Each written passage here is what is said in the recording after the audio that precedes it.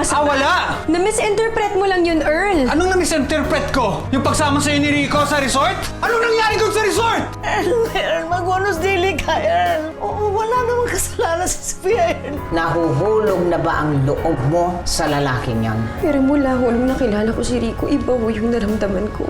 Wala kang utang na loob. Pero manang maniwala kayo sa akin, ginagawa ko ho yung lahat para hindi ko maramdaman to dahil alam ko ho na mali. Nagmana yung batang yan sa nanay niyang si Maricar eh. Na-trauma na daw sa akin yung bata kasi amoy alak ako. And I can't even go to their house. Bawal! May iba pang attitude yung batang yan that you have yet to discover. Hintayin na lang natin na dumating yung araw na pakasalan na ako ng daddy niya. And I will make her life a living fairy tale. Just like Cinderella. Katulad ng ginawa ko sa nanay niya.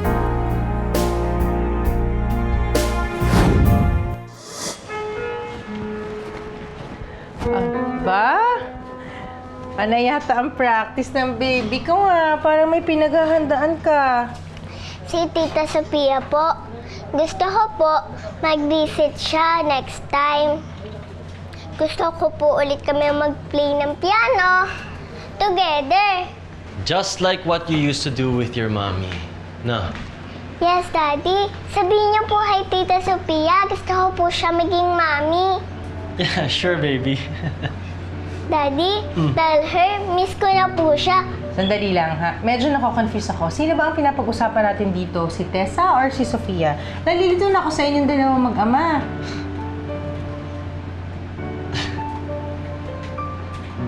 Ricardo, what's the smile for? Wala, natutuwa lang ako dahil masaya si Joanna. Medyo nawili yata siya kay Sofia. Si Joanna ba talaga ang nawiwili dito or baka ikaw? Baka nakakalimutan mo ha, anak. May fiancé na yung tao. At saka, inaabala mo siya just because you're saying na gusto siya ng anak mo, you might get her into trouble. At ikaw rin, tandaan mo, kasama mo sa trabaho yung mapapangasawa niya. Yes, Ma. I am well aware of that. At wala naman akong balak na ilagay sa alanganin si Sofia. Basta, gagawin ko kung anong dapat.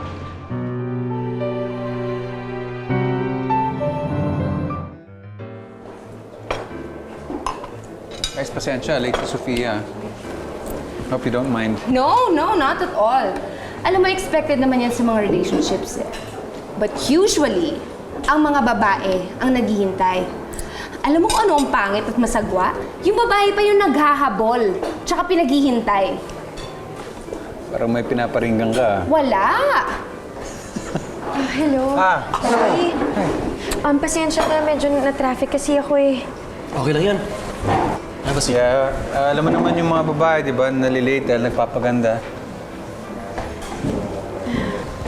You know, that's okay. Mukhang namalengke pa tong si Sofia eh. Kaya she's late.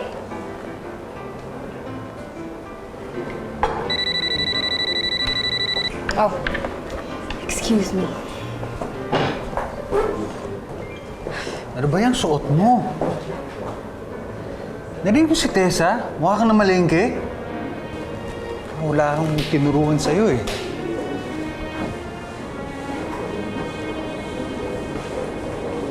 Hey, huwag mo silang pansinin.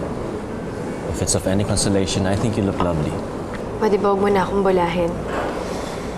Tigilan mo na to. I'm just being honest. Sinasabi ko lang yung nararamdaman ko. Mas wala akong pakialam kung ano nararamdaman mo. Alam mong mali tong ginagawa mo.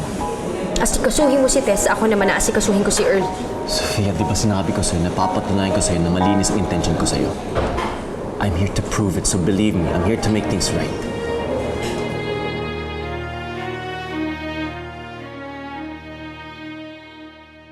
You know, I'm really happy na binisita mo ako dito.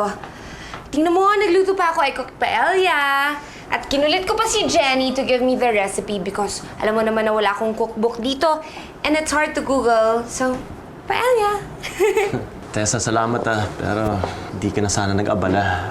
I really just came here because I wanted to talk to you. Oh, that's cool. Alika, let's eat first. Kain muna tayo. Alika, let's eat. Wait, why are you pretending like we're okay? You know we're not okay. What? Yeah, we've had petty fights. But that's normal. And we have our differences. But I'm willing to change. You know that. No, Tessa, you don't have to because it's not worth it. Walang may kasalanan kung bakit hindi gumana yung relationship na to. But the truth is, we can't go on like this. Tapusin na natin to. Nakikipaghiwalay ka sa akin? Bakit? Meron ba akong nagawa? Does it have to do anything with what happened last night? What have I done wrong? Tessa, wala kang kasalanan.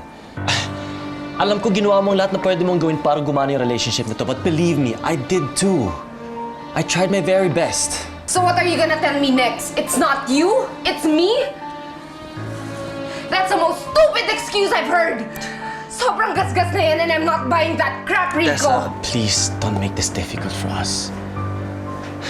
Tanggapin na lang natin na hindi tayo para sa isa't isa. You know, some things weren't meant to last. Especially those things that were wrong from the beginning.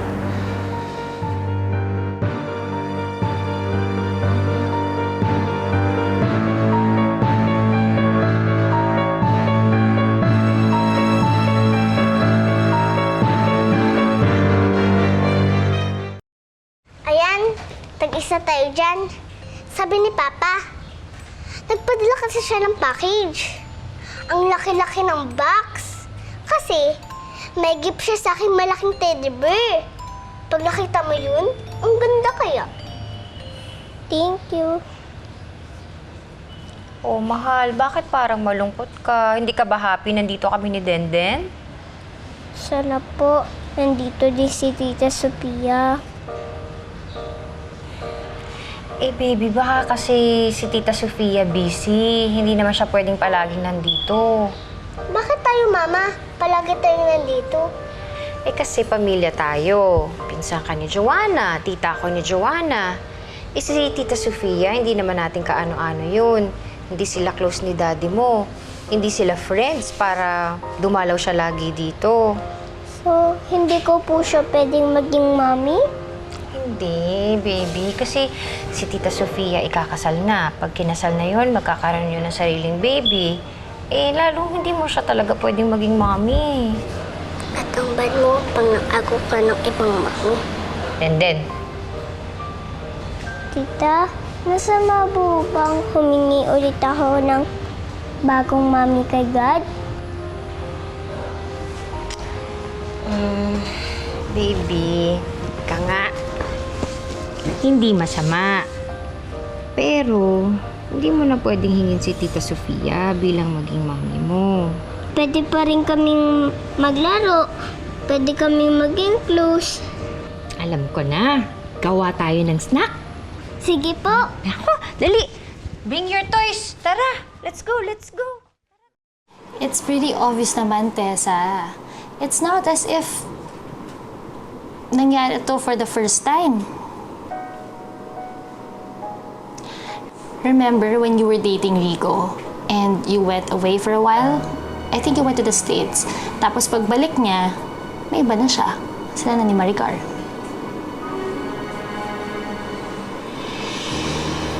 So what are you telling me? May third party involved dito? Wala namang namimit na iba si Rico ah. Practically, we're together all the time. Kaya nga, pantay sarado mo na, nakakapuslit pa. If he's seeing someone else, who could it be? Kung noon si Maricar, sino naman kaya ang pinalit niya sa akin this time?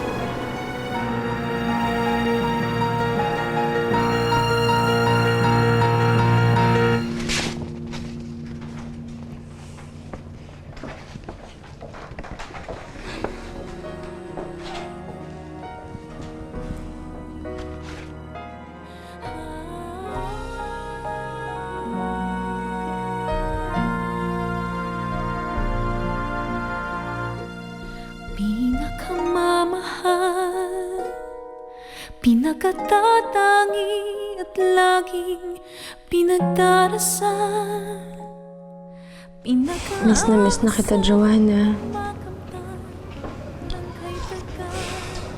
Gustong-gusto na kitang dalawin, kaso hindi pwede.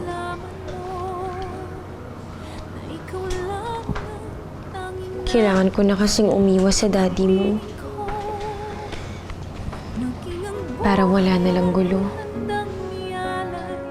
Sa'yo, ibigin lang ako, ibigin lang ako.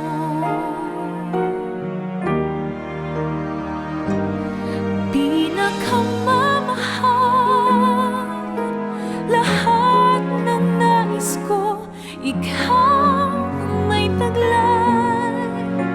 Hanggang walang hanggan, ako maghihintay sa iyong pagmamahal, pinakamamahal.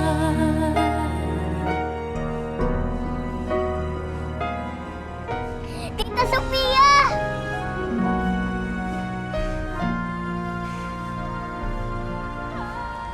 Tita Sofia! Joanna! Joanna! Pinakamamahal, lahat ng nais ko, ikaw ang Namiss kita ng sobra, Joanna. Alam mo ba yun? Ako din po, na-miss po kita 10 times 10,000 times. Hindi nyo na po ako binibisit sa house. So, kami na lang po yung pumunta dito.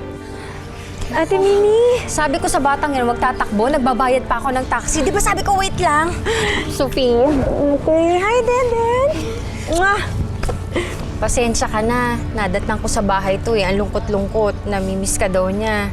Ginawa ko ng paraan. Hinalugog ko lahat ng address book para mahanap ka. Magaling po talaga si Mama mag-investigate. Parang yung detective ko sa cartoons. Talaga, pag may gusto, may paraan. Di ba, Sofia?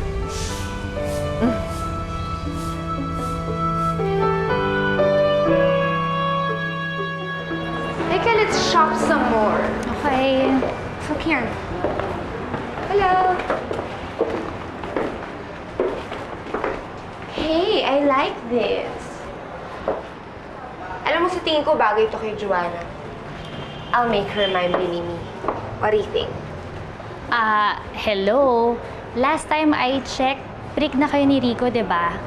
So, please lang, tigilan mo ng pagkabaduy mo just to be Joanna's doting mom. And last time I checked, she was my only ticket to Rico's heart. You know, it's an old silly trick. I know, but it worked. Tessa, hindi ka ba nahihirapan sa sarili mo? Kasi, di mo naman gusto yung ginagawa mo. So, paano ka magiging masaya kung puro fake lang ang pinapakita mo? Eh, ayaw mo naman kay Joanna, pero... Pero I know what I want. At si Rico lang ang gusto ko. Si Rico lang ang kailangan ko sa buhay ko. And now, Joanna is my only chance to get him back.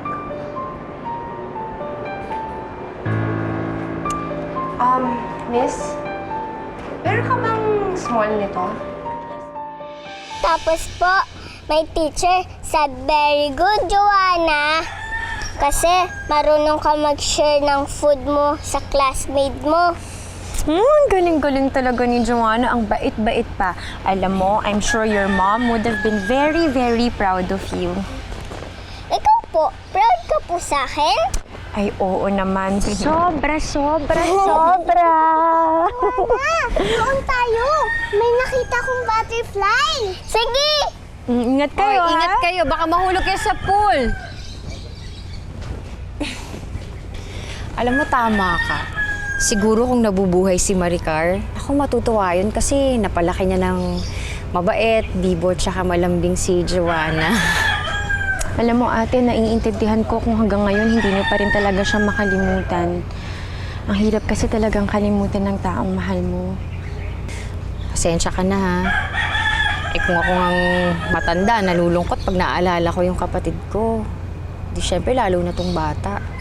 Kaya, nagpakapal na nga ako ng mukha pagpunta dito. Hiyang-hiya nga ako. Pero kasi hinahanap ka eh. Naghahanap siguro ng lambing ng ina. Ate, ano ka ba? Okay lang yun. Alam mo, masayang-masaya ako na nandito kayo ngayon. Sobra. Talaga? Baka mapadalas kami dito. Ay, teka lang. Ay, sandali. Si Rico tumatawag. Hello? Rico?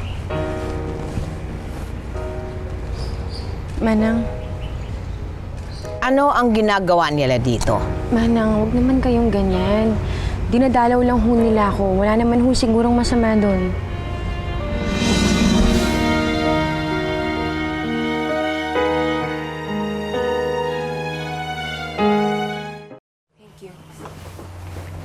Hi, tita. Hi! Okay ka na? Come in.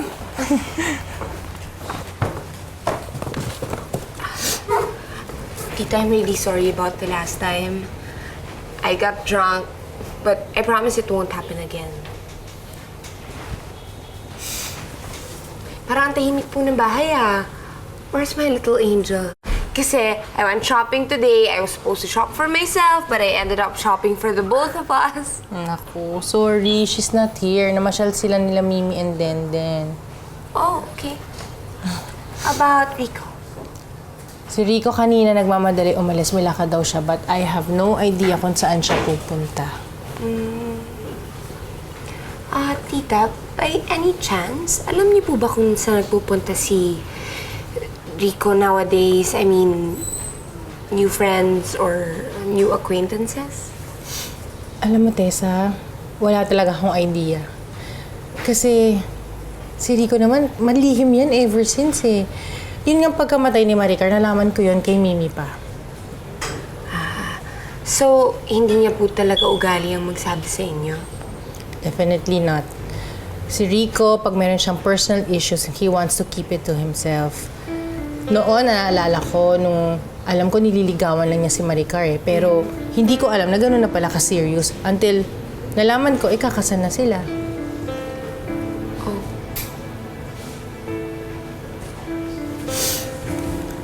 Well, anyway, pakibigay na lang po.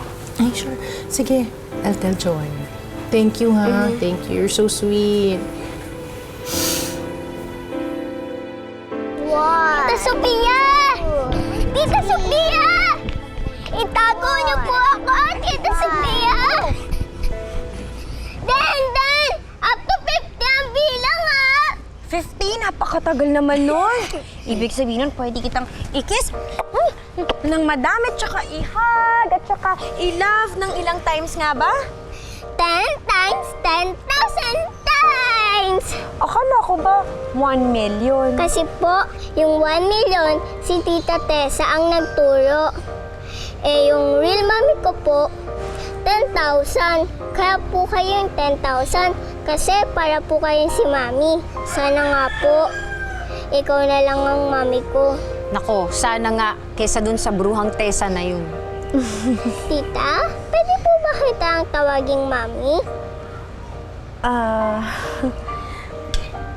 Taya! Taya ka na, Joanna! Ako na naman! Oy, sige, huwag ka na malungkot. Ganito na lang, ako naman ang taya. O kayo ang magtago, pero hanggang 10 lang ang bilang ko, ha? Yay! Mainyo, Mami! Save me! Ikaw talaga. O, game? Ay, sandali! Pwede ba maki-CR ako? Oo, sige. Ate, pasok ka lang dyan, tapos kaliwa, tapos pagkanan mo, andun na. Yung pinto na una. O sige, thank you. Sige, maglalaro lang kami. O, game, ha? Pagbilang ng 10, nakatago na kayo. Isa! 2! 3! 4! 5! 6! 7! Nakatago na ba kayo? 8! Eto na ako! 9! 10!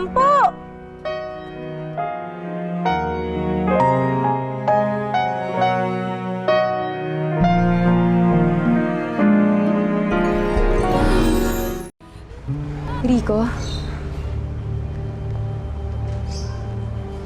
Daddy! Daddy! You're here! How are you, baby? Mwah! Eh, Den, kumusta? Anong ginagawa mo dito? Eh, nabanggit sa akin ni Mama na pinasyal ni Ate Mimi si Joanna. So, Ay, tumawag kasi si Rico kanina, nabanggit ko nandito kami. Sabi niya siya na susundo sa amin. that's right. That's why I'm here. I hope you don't mind.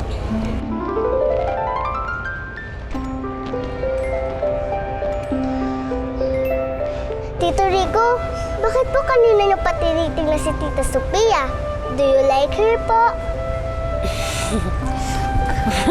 Ang daldal mo, wala ka preno-preno yung bibig mo. Gusto niyo rin si Tita Sofia, di ba? Ako rin. I like her. We all like Tita Sofia. Uy, Joanna! Natupad na yung wish mo na magiging mami mo na si Tita Sophia.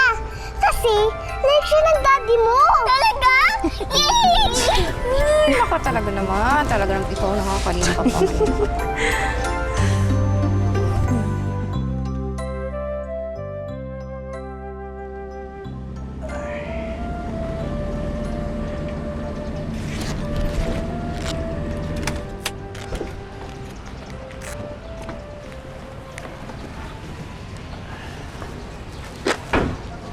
Salamat naman at natsyempohan din kitang mag-isa.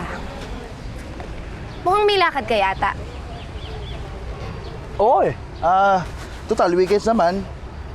Yayahay ko si Rico mambabae. Sabi ko, pare, liga, mambabae tayo.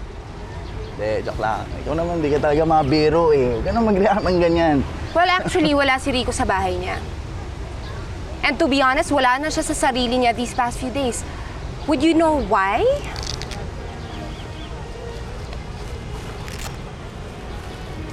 I'll go straight to the point. Ano bang pinagkakaabalahan niyang kaibigan mo lately? Or should I say, sino ba ang pinagkakaabalahan niya? Ha? Di ba dapat ikaw yung girlfriend? So I guess, ikaw ang nakakaalam yan? I mean, sino pa ba ibang kasama ni Rico? Tama-tama yan sa mga bisita nyo, ha? Eh, manang, kulang ng isa eh. Bakit kulang ng isa? Hindi ba 3 lang? Eh, meron pa kasing dumating na isang bisita. Sinong dumating ng isang bisita? Ha? Si Sir Rico.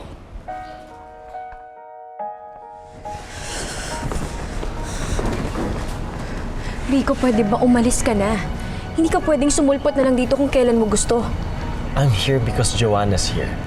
She's here. That's why I'm here. Pwede ba huwag mong gamitin yung bata dito sa mga kalokohan mo? Hindi kita niloloko, Sofia. I love you and that's the truth. At paulit-ulit ko yung sasabihin sa'yo na mahal kita. Hindi ka ba marunong umintindi? Gusto mo ba akong mapahamak, ha? Kapag nalaman pa to ni Earl? Ni Earl? Si Earl ba yung dahilan? Hindi pa kayo kasal. You're free to love whoever you want to love dahil hindi mo pa siya asawa. Hindi pa nga. Pero malapit na. Kaya tigil-tigilan mo na siya, ha?